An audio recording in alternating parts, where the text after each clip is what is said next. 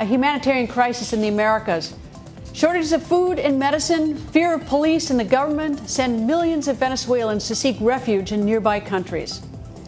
Venezuela has the largest proven oil reserves in the world, yet just last month had to devalue its currency, dropping 5 zeros from the bolivar to try to slow runaway inflation and fleeing citizens. The United States is calling Venezuela a kleptocracy. That's a government with corrupt leaders using their power to exploit the people. U.S. Ambassador to the United Nations Nikki Haley said Venezuela's widespread corruption has unleashed instability, violence, and human misery. Venezuela and the United States, they've been at odds since the turn of the century. New reports that U.S. officials met with coup plotters within Venezuela's military will do little to heal a fractured relationship. VOA's Steve Reddish brings us up to date. Ha llegado la hora de la recuperación económica y necesitamos. August's apparent assassination attempt against President Nicolas Maduro punctuated a downward spiral of Venezuela's economy and society. After Hugo Chavez died in 2013, Maduro inherited a crumbling socialist economy that tipped further when oil prices crashed a year later. The government cut public spending, established price controls, and printed more money that became worth less and less by the day. Shortages of food and basic goods created a black market, often run by militias loyal to Maduro. Millions of Venezuelans fled out of hunger, fear, or both. Human Rights Watch estimates that 2.3 million Venezuelan refugees are scattered through the Americas. 1 million of them are in Colombia. 250,000 are in Ecuador, while Peru hosts nearly 400,000. Maduro consolidated power in 2017 with a violent crackdown on opponents, prompting a threat from the President of the United States. We have many options for Venezuela. And by the way, I'm not going to rule out a military option. Maduro won another term as president in 2018. It was a widely discredited election that was boycotted by the opposition parties. The United States imposed new economic sanctions in response. Steve Reddish, VOA News. Of the 2.3 million Venezuelans who have left the country since 2014, half have left in just the last 18 months. Most of the refugees are in 3 nearby countries, Colombia, Peru, and Ecuador. VOA Spanish service correspondent Celia Mendoza has been to see the refugees, and she's here with me to tell us their stories. Nice to see you. Nice to see you, Greta. What have you seen? Well, it's a very, very difficult situation for Venezuelans. We have seen people that have walked and crossed Colombia from Cucuta all the way to Ecuador to be able to go to Peru to try to find medicines, food, and a future for their families. But also we have seen a lot of children, pregnant women that have gone through this journey, and that is evidence that things are not going well in Venezuela. We also have seen the help given by the international community, by the receptor countries. We have Ecuador, Colombia, Brazil, even countries like Chile have offered help to all these people. And this is something very particular for the region. We haven't seen this movement of people ever in the region, and that is something the United Nations has compared with the crisis in 2015 in the Mediterranean, and that is something that definitely has not been forecast in terms of preparation by each of the countries in the Americas. Is there two things? One is that do you get a sense of horrible desperation on the part of the people who are living in Venezuela? That's the first question. And then these host countries who are receiving them, whether it's Colombia, Brazil, Peru, or Ecuador, are they feeling a real pinch in terms of having these refugees, and are their citizens getting upset because I'm sure that jobs, resources are in play? Definitely. The people that we have seen in the borders are desperate. Many of them don't care if they have shoes on. They walk for days, and that is an evident picture of what is happening inside the country.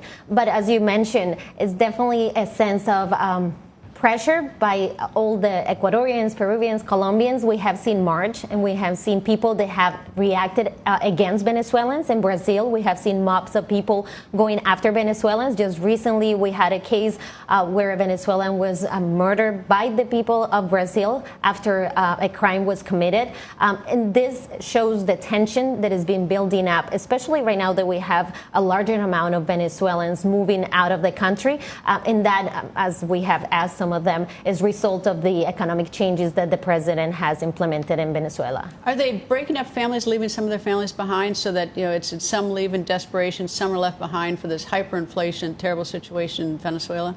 Yes, we have seen men crying on the border. We spoke to a father who said, this T-shirt I have on me, and it had the picture of his wife and 3 children, is the only thing that I have from my family. I left because I need to feed them. I need to bring money to them. But it's definitely a separation of families that is becoming a rule in the Venezuelan families right now. What a crisis. Anyway, Celia, thank you very much. Venezuela's Supreme Court in exile asked Venezuela's military and Interpol to arrest President Maduro to face trial on corruption and other charges. The Supreme Court is in exile because in 2017, Maduro threatened long jail sentences to any of the 33 justices appointed to the bench by the legislature. I spoke to Miguel Angel Martin, who is the exiled court's Chief Justice. When you left Venezuela, how did you get out of there? I had to leave in a small motor launch from the Venezuelan coast.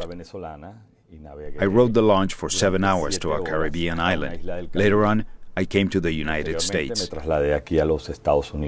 Did your family go with you? No, they left later on. Today, my wife and my children are free, thank God. However, my parents and my brothers remain in Venezuela. What if you hadn't left Venezuela? What do you think would have happened? I'd be in jail. One of my colleagues was detained for several months in a bathroom in a cell in a dungeon in Venezuela. It would have meant not only more suffering for my family, but it would have also precluded me from fighting for the return of freedom to my country. Of the 33 justices, you said 3 are still in Venezuela. How are they being treated? Out of the 3, we only have information about one, who lives under restrictions. He was locked up in a dungeon, and I understand that now lives at home with restrictions. As for the other 2 justices, we have no knowledge of their status or their situation. As I understand it, the Attorney General brought the case saying there was corruption on the part of Maduro in millions of dollars having to do with the construction company. Is that the case that you have sentenced him to prison for? First, this was a public trial. It took place in the headquarters of the Colombian Congress, which lent its space to the Venezuelan judicial system. Through more than 5,000 pieces of evidence, it was demonstrated that Maduro received bribes from Odebrecht ombudsman. He also caused harm to the nation. As a result, we sentenced him to 18 years and 3 months in prison.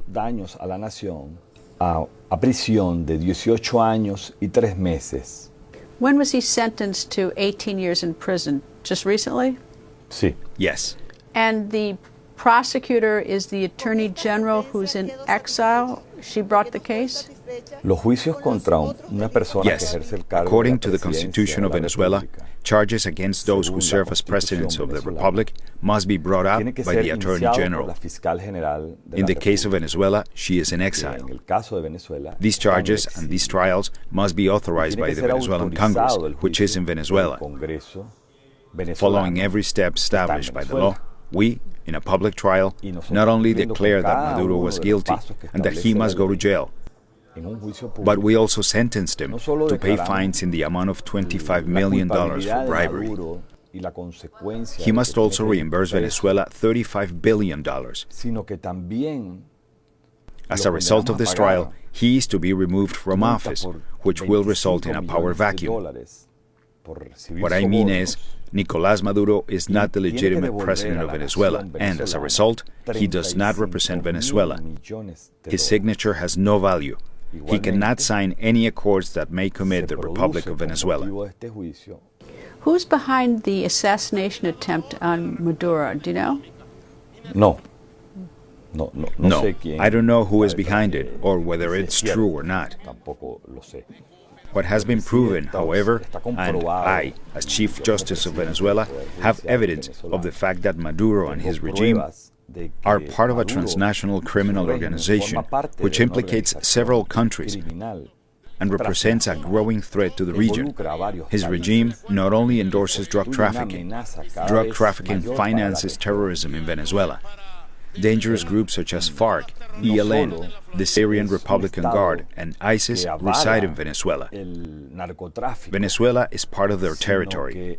What I mean is, these groups are not going to let power go, because behind Maduro, there is a band of criminals that threaten the region. Well, you can't have the transition until Maduro's out. What's the plan to get Maduro out if you have one? As President of the Supreme Court, my goal is to strip down the regime to reveal that it is an outlaw state, that Maduro, besides being corrupt, is not the legal president of Venezuela.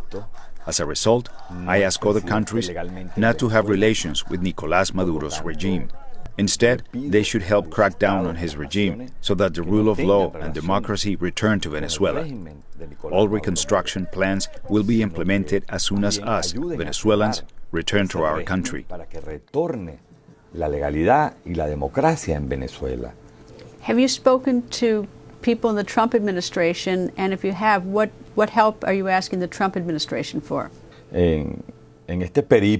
Throughout his journey, what we've tried to do is create an awareness among the international community about what the ultimate goal of the Maduro regime is. Venezuela is both a bank and a mine.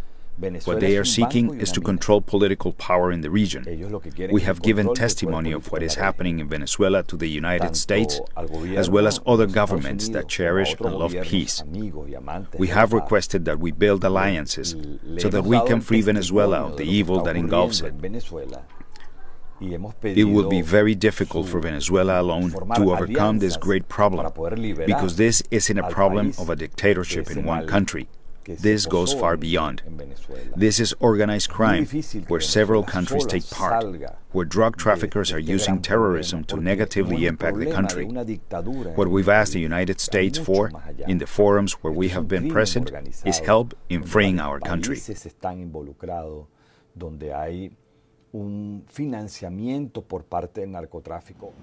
The New York Times recently reported that there were contacts between U.S. officials and coup plotters within Venezuela's military. According to that New York Times report, a disaffected Venezuelan general reached out to the Trump administration after hearing President Trump in 2017 threaten military action against Venezuela. In the end, the U.S. decided not to help those trying to overthrow Maduro, who has called the U.S. imperialist bent on getting rid of him.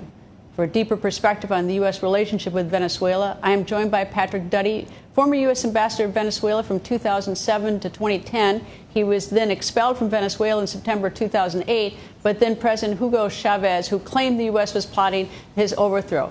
Duddy returned to Venezuela in 2009 to finish out his assignment. He is now the Director of Latin American and Caribbean Studies at Duke University. Patrick Duddy joins us via Skype from Atlanta. Nice to see you, sir. It's very good to be with you. Sir, you have met President Maduro. What are your impressions of him?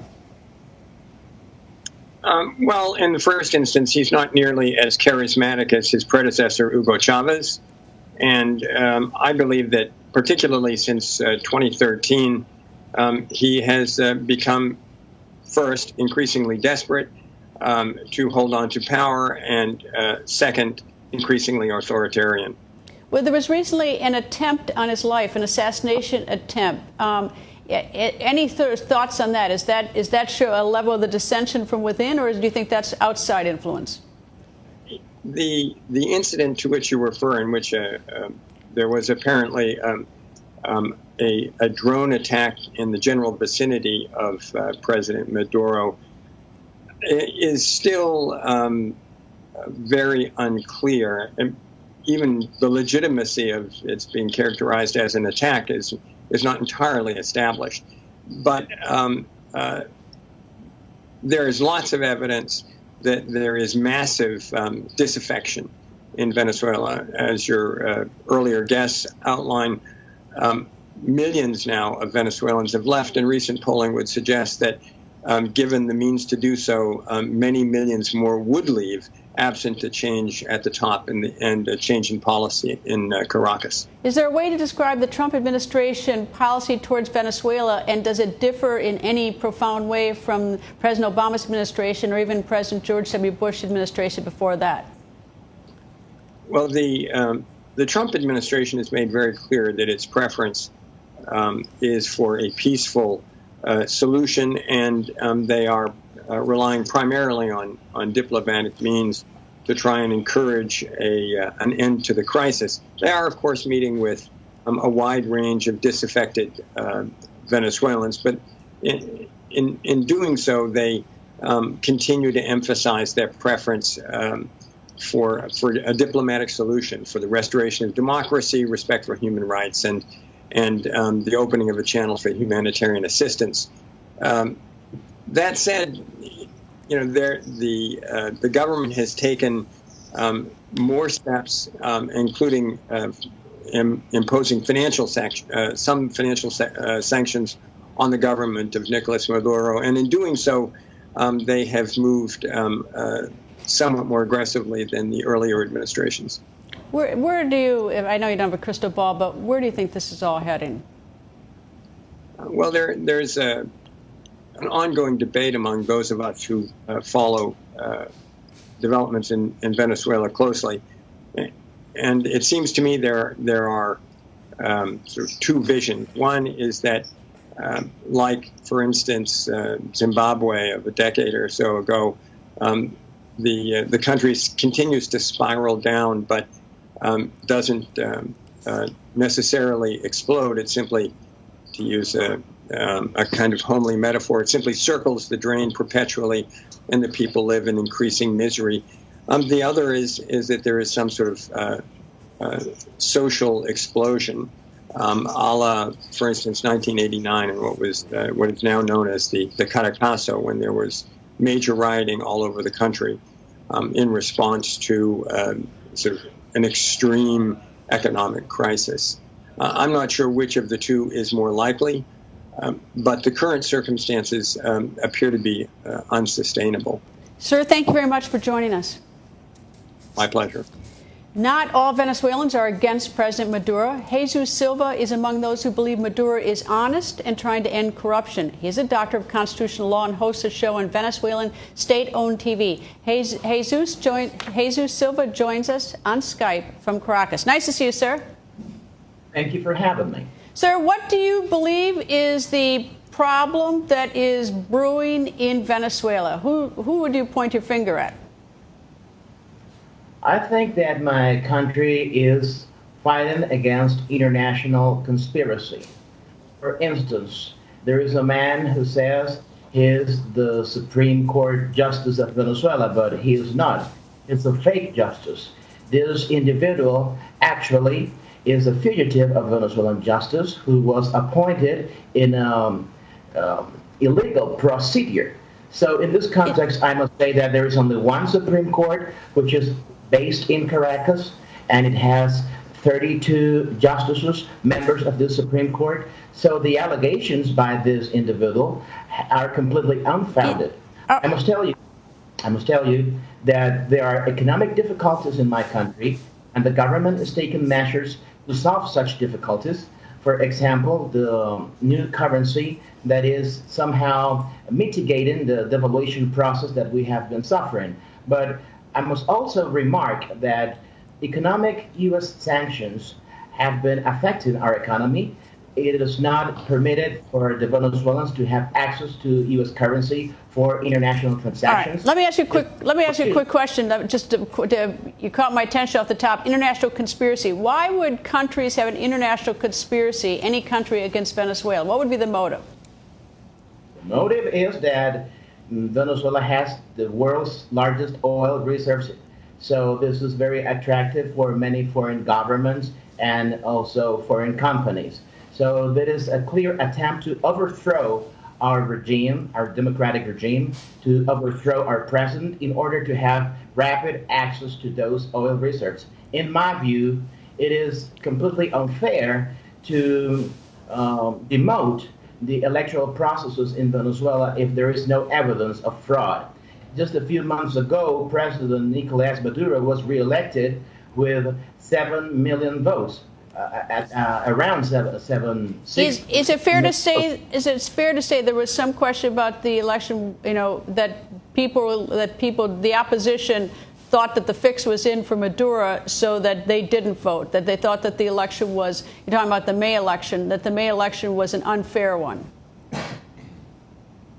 That's the point. The allegations against the electoral process that resulted in the re-election of Maduro are completely unfounded, because there were many opposition candidates running in this contest. They were defeated. They were defeated by Maduro, who got the majority. So there is no evidence of any fraud at all. According to international standards, the election was clean. The election was fair. There were witnesses of the election who came from other countries, and they watched the complete procedure that resulted to be the re-election of President Nicolás Maduro. If your form of government works, if President Maduro is doing a good job, why does it seem that the country keeps deteriorating further and further and further, and any efforts that he's done to sort of turn it around, I guess in your view, have failed?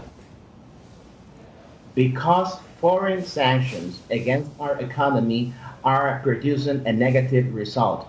Venezuelans have no possibility of international transactions with U.S. currency. And for good or for bad, the main currency in the Americas is the U.S. dollar currency. So in this context, it's very difficult for us to have access to buy medical products, to buy sound food. So we are under a terrible amount of political pressure and diplomatic pressure against us. Sir, and with that, I've got to go, but I do appreciate joining us. I hope you come back, because I assume we're going to be talking a lot about this story.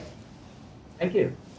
Joining us, Gonzalo Concade, Chief of Staff to the Secretary General of the Organization of American States. In May, the OAS found that it is reasonable to believe crimes against humanity have been committed in Venezuela. Nice to see you, sir.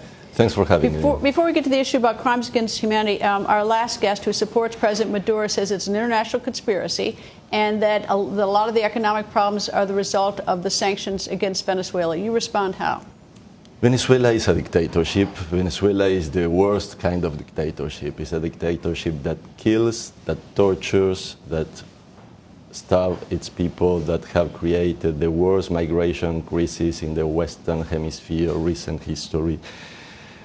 And we can go on and on and on with the catalog of horrible things that have been caused by this regime directed by Maduro and his gang there. So, no, it is not foreign conspiracy. It is a dictatorship that is doing the worst things that we have seen done in this hemisphere. In terms of what? I mean, what are they doing to their people? I mean, obviously we see the long lines, we see people leaving, so that's obviously a sign that, you know, things are, but specifically? First, it is a dictatorship because people cannot vote. As you mentioned recently, elections in Venezuela are not fair, are not transparent. They claim it was fair. Yeah. They claim, you know, Maduro says the election was fair, and you say no, and I guess then the international community says it was not fair. The international community says it is not fair. Opposition leaders couldn't participate. You did not have international observation by electoral observation missions, by the OAS, the European Union, the bodies that usually observe elections. There is no separation of powers. The National Assembly cannot do its work. They have created Asamblea Nacional Constituyente, totally illegal, totally taking the functions and the powers of the National Assembly. I mean, it is a dictatorship because of that. It is a dictatorship because they have political prisoners. They have almost 300 political prisoners right now just because they think differently. They have political leaders in jail. You cannot say what you think in Venezuela if you're a political leader because you risk jail. And what do you think? We had the Chief Justice of the Supreme Court in exile was just on our show, and they have sentenced President Maduro to 18 years of prison. What do you think Maduro's reaction when he hears that? His reaction is not the central thing here, because the central thing here is in Venezuela you only have 3 democratic institutions that still remain. One, the National Assembly, voted by the people in 2015, December 2015. Second, the Tribunal Supremo de Justicia in the exile, which is the true and real Supreme Court of Justice because it was elected by this National Assembly that was voted by the people. And 3, the General Prosecutor. Those are the only 3 institutions that remain democratic in the country. But we can go on and on with the catalog of things that this regime has committed against these people. We can go and explain about these crimes against humanity for which Maduro and the people that are part of his government should one day go to The Hague and be tried by the ICC. What's the reaction from the neighboring community? You've got Colombia, Peru, Ecuador, Brazil. They're all getting refugees flowing into the country, and there were some are coming to the United States and other nations. What is the impact on the neighboring countries? It is a very, very, very concerning impact and devastating in some places. We have more than 2 million Venezuelans all around the region. We have a severe impact in Colombia, in Brazil, Peru, Ecuador, and we can go on and on to at the same time. You mentioned the US. The regional community, the inter-American system is reacting.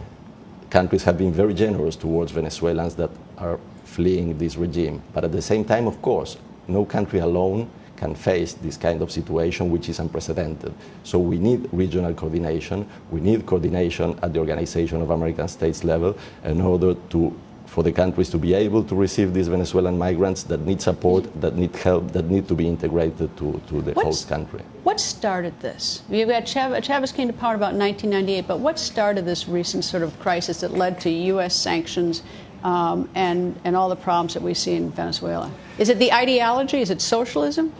Is it dictatorship? What is it? Like Secretary General Almagro said, the thing is, when you don't respect human rights, when you don't have democracy, when rule of law is not what prevails in the country, when arbitrary detentions and political prisoners are evidently there in the country, when you have the evidence on a reasonable basis that you have crimes against humanity, there you have a desperate people that cannot exert its rights. So they are starving. The economy is not working. Their political rights cannot be exerted. If the government wants, they send them to prison. If the government wants, once they are in prison, they torture them. If the government wants, they kill them. We have had extrajudicial killings in Venezuela. So it is a desperate people that needs to flee the regime. And it is caused by the lack of democracy, by corruption, by a government which is involved in drug trafficking and which is involved in criminal activities. When you have that, you have a disaster. When you have a disaster, you need solutions. What are the solutions? Yeah. Democracy, justice, rule of law, respect, and promotion of human rights. That's why Secretary General Almagro created this panel that produced a report, a 400-page report, where there is evidence about crimes against humanity committed by the regime in Venezuela. And it has been submitted to the International Criminal Court. I can leave you. Yeah, thank you. Thank you, and thank you very much for joining us. Thank you, sir. Thank you. Before we go, a reminder of the danger facing journalists in Venezuela. Jesus Medina was helping colleagues with the reporting project at a Caracas hospital. Medina was arrested on August 29th by agents of Venezuela's intelligence service. He has been charged with money laundering, which has been used previously by the Venezuelan government against journalists. And he's also been accused of violating a 2017 law against inciting hate in the media. Medina was previously detained in October 2017 while reporting at a prison. He said his kidnappers tortured him and threatened him with death. The Committee to Protect Journalists is calling for Medina's immediate release. That's all the time we have for today. You can now podcast this show and previous episodes of Plugged In on voanews.com. Stay plugged in by liking us on Facebook at Voice of America. You can also like my Facebook page at facebook.com/Greta and follow me on Twitter at Greta. Thank you for being plugged in.